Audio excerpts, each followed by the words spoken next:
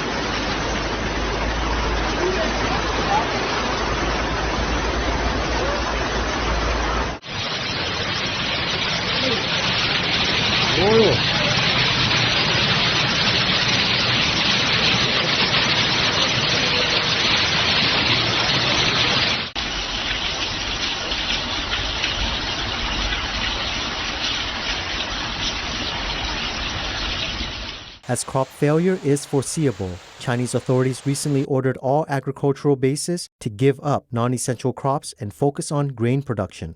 Non-essential crops refer to orchards, fruits, and profitable crops such as cotton.